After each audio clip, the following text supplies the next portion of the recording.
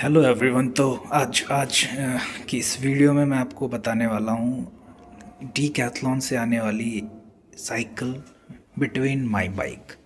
सो इस साइकिल को चलाते हुए यूज़ करते हुए मुझे ऑलमोस्ट 1 ईयर होने वाले हैं।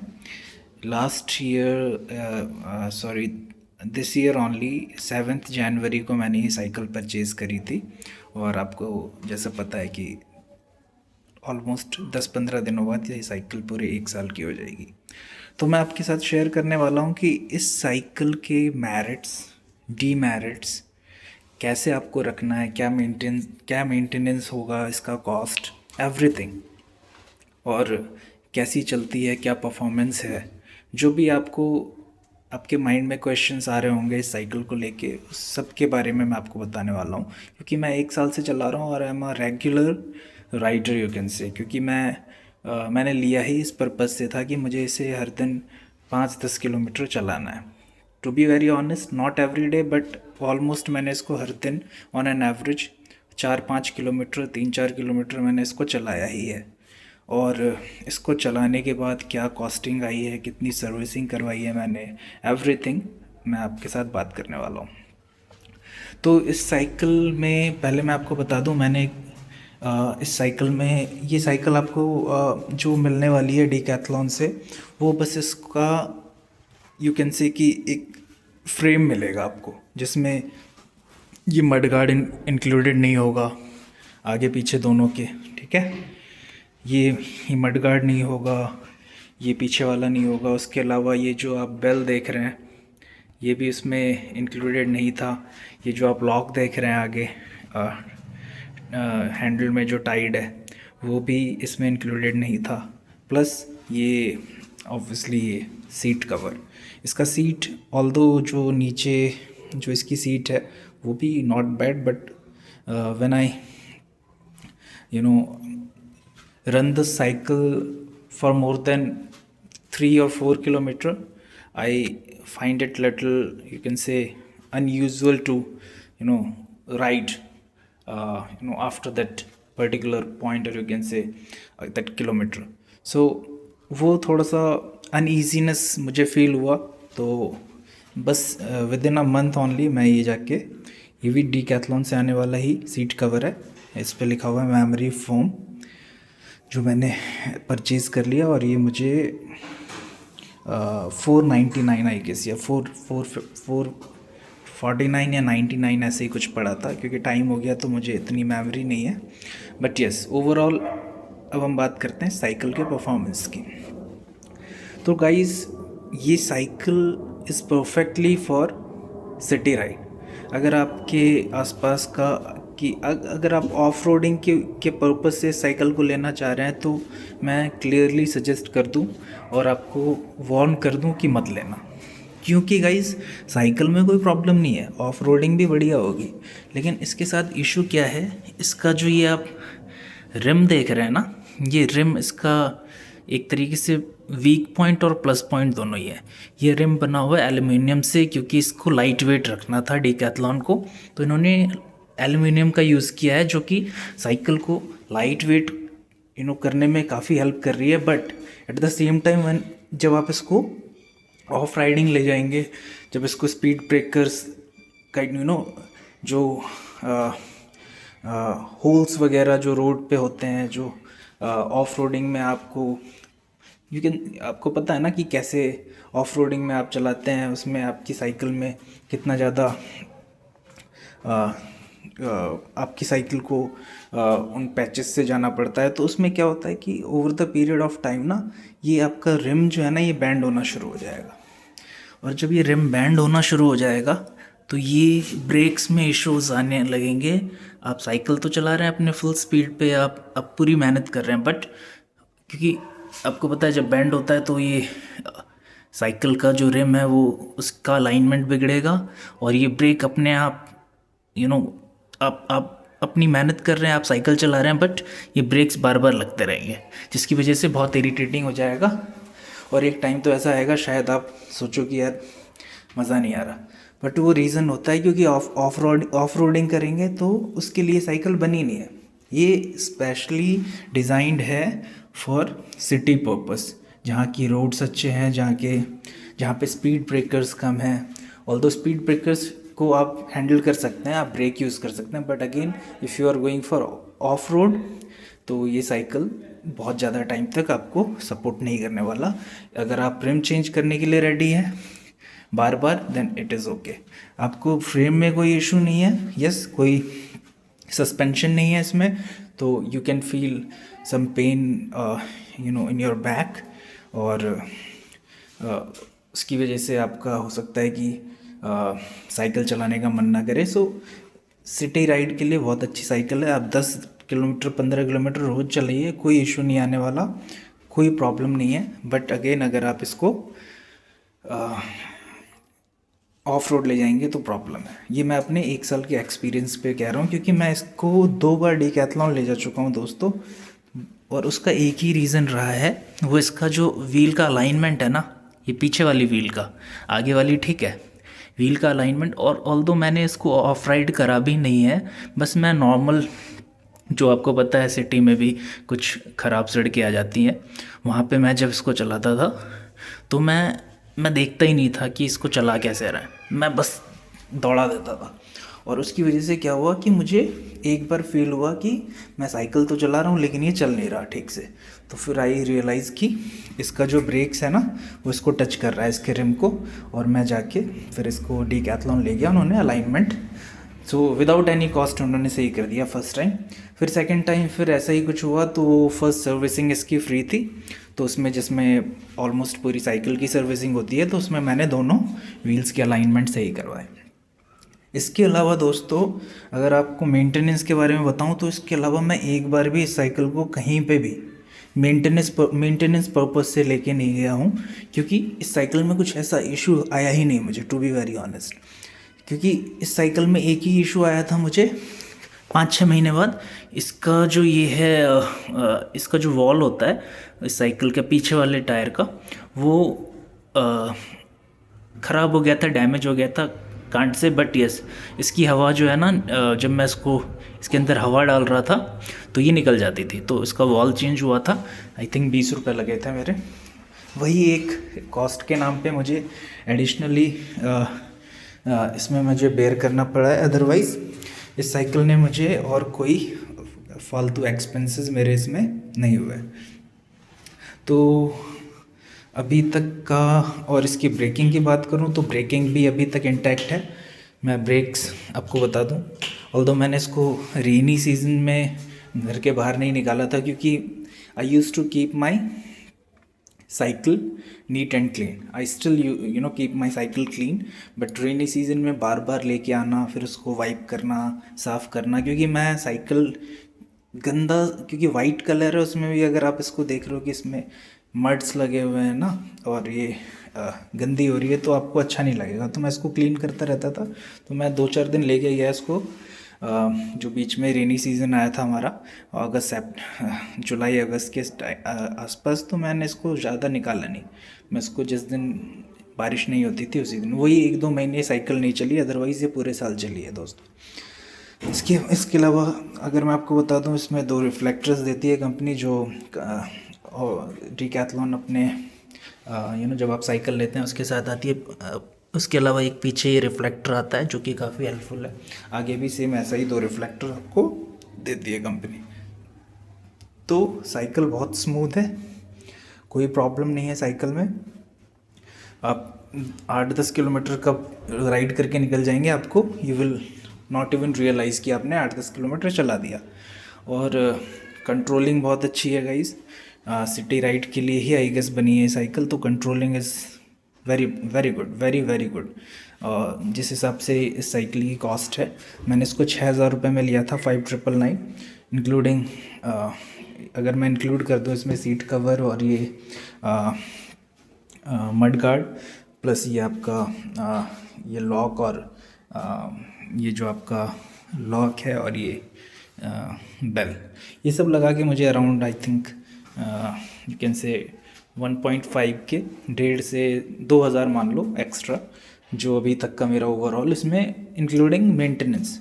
तो ये साइकिल मुझे 1 साल में मैंने इसको चलाया, ये साइकिल 8,000 रुपये including maintenance everything, apart from cycle, जैसे मैंने बोला मड गार्ड, सीट कवर, ये रिंग, उसके अलावा ये आपका लॉक, ये सारा मिला के मुझे बस 8,000 रुपये की पड़ी है साइकिल। और इसने मुझे काफ़ी हेल्प किया गाइस, काफ़ी हेल्प किया।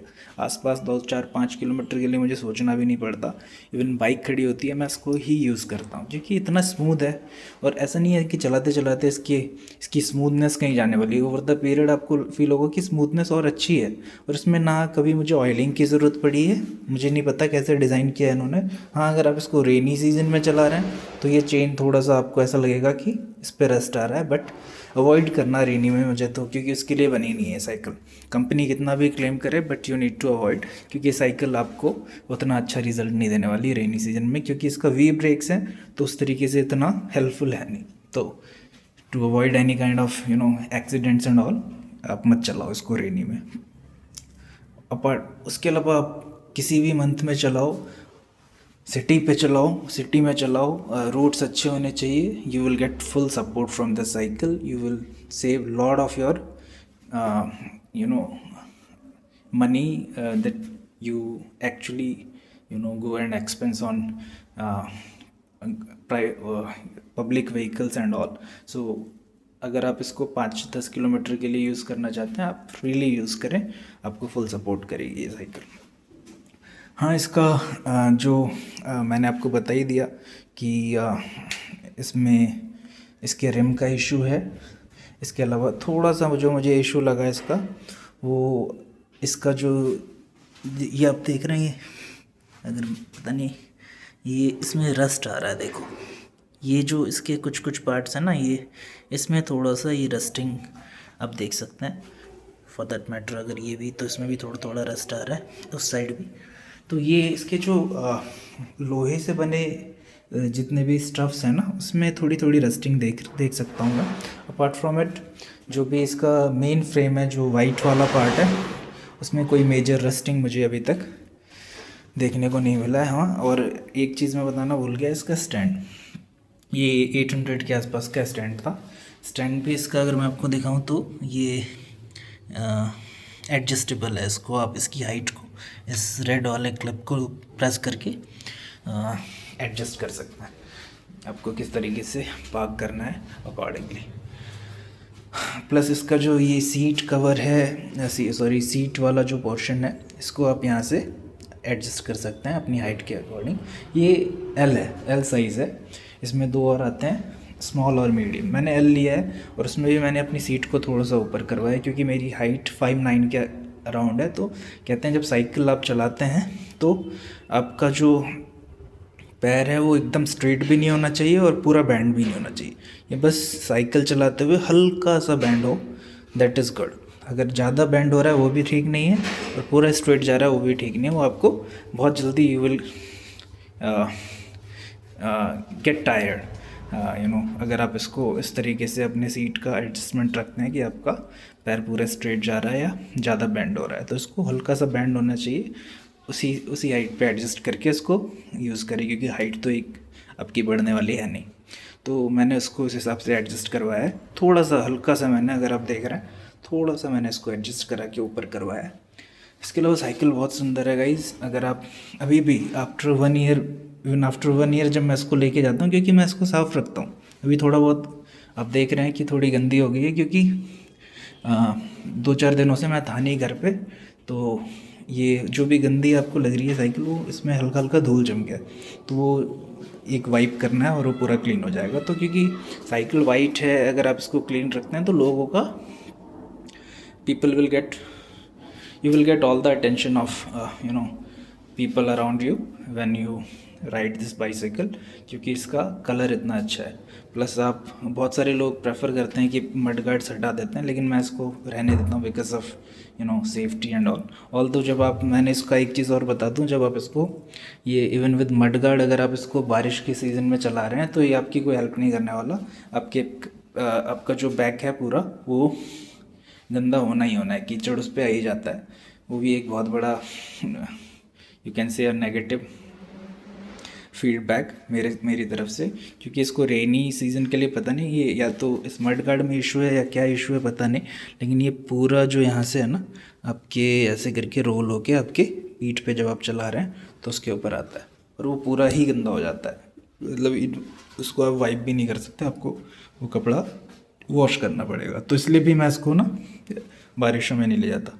एक ये भी इसका नेगेटिव पॉइंट है जो मैंने सोचा आपको बता दूं। Apart from it everything is good. मुझे कोई बॉटल की ज़रूरत पड़ती नहीं, to be very honest. Otherwise यहाँ पे आप ये कंपनी ने दिया हुआ है, यहाँ पे आप वाटर बॉटल के लिए उसका फ्रेम आप इसमें लगा दें, उसके बाद आप कैरी कर सकते हैं वाटर बॉटल। तो ओवरऑल काफ़ी अच्छा है। 6,000 रुपये में क्या लोगे यार। स्टैंड चाहो तो आप बाहर से लगवा लो, मैंने 800 का लगाया, आप 200 का लगा लो। सीट कवर आपको चाहिए तो बाहर से ले लो, ये भी 200 का आ जाएगा। सीट कवर 200 250 का।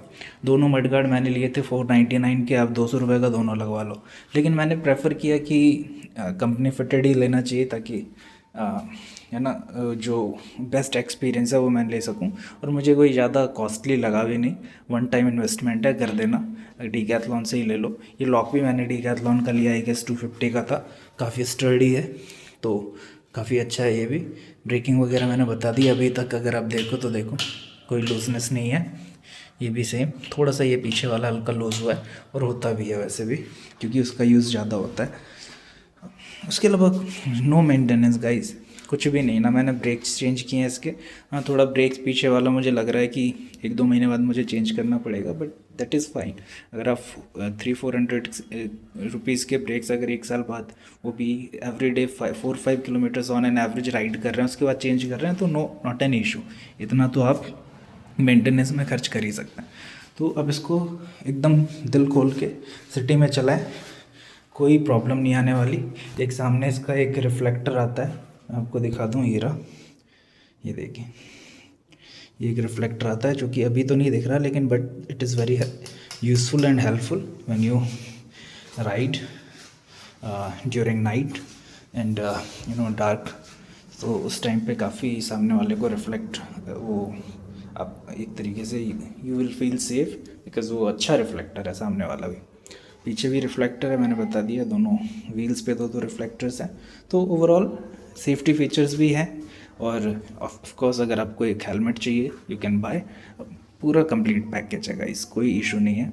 मैं कई साइकिल्स देख रहा था कि ये वाला लेना चाहिए, हीरो के, हरकुलस के, मतलब ऑब्वियसली अंडर 10,000 ही देख रहा था। But I was looking for non gear cycle because I wanted to use it for exercise purpose. So gear वाला मुझे चाहिए नहीं था। जब मैं कोई अबव 10 किलोमीटर 15 किलोमीटर्स जाता हूँ तो I of course use my bike, तो उसके लिए मुझे चाहिए नहीं। बट बस मुझे ये सुबह सुबह, फॉर दैट मैटर इवनिंग, मुझे बस ये थोड़ा सा राइड और एक्सरसाइज पर्पस के लिए चाहिए था, जो कम्प्लीटली जस्टिफाइड है। 6,000 का था। I do not know what is the price of this cycle right now, may be 1,500 रुपये बढ़ गया होगा, but still this is completely worth it. क्योंकि साइकिल जिस तरीके से आपको रिज़ल्ट देगी, जिस तरीके से आप इसको यूज़ करते हैं, आपको काफ़ी हेल्प होने वाला है। तो मैं आपको यही सजेस्ट करूँगा कि गो फॉर इट। कहते हैं ना नाइकी का वो जो टैग लाइन है, go for it. So go for this bicycle if you have a budget of between 5,000 to 8,000, including everything. You will have to just give your 8,000 to 9,000 and cycle is ready for ride. आप कहीं भी लेके जाओ आराम से, 9-10 kilometre रोज़ का चलाओ, कहीं भी जाओ आसपास, सब्ज़ी लाना हो, कोई गवर्नमेंट ऑफिस, बैंक सब सारा काम करके देगी तो आराम से, और अच्छी भी लगती है नो डाउट। जो भी देखेगा एक बार पूछेगा ज़रूर कहाँ से खरीदी। सो और क्या चाहिए यार, है ना। साइकिल अच्छी है, लाइट वेट है, आपको कोई सोचना नहीं पड़ेगा। लेट से आपको फर्स्ट फ्लोर ले जाना है, ग्राउंड पे रखना है, थर्ड फ्लोर ले जाना है, बहुत इजी है, बहुत लाइट वेट है। आप एक हाथ से उठा के इसको लेके जाओ और आराम से इसको चलाओ, कोई इशू नहीं है। इसके अलावा अगर मैं आपको इसका वैसा वाला दिखाऊं, इसका ये, तो आप देख सकते, मैं आपको दिखा दूँ, ये देखो, क्योंकि एक बार जब अलाइनमेंट बिगड़ जाती है ना रिम की, तो वो ओरिजिनल वाला जो आप बात वो तो नहीं आती, लेकिन स्टिल ये ठीक है।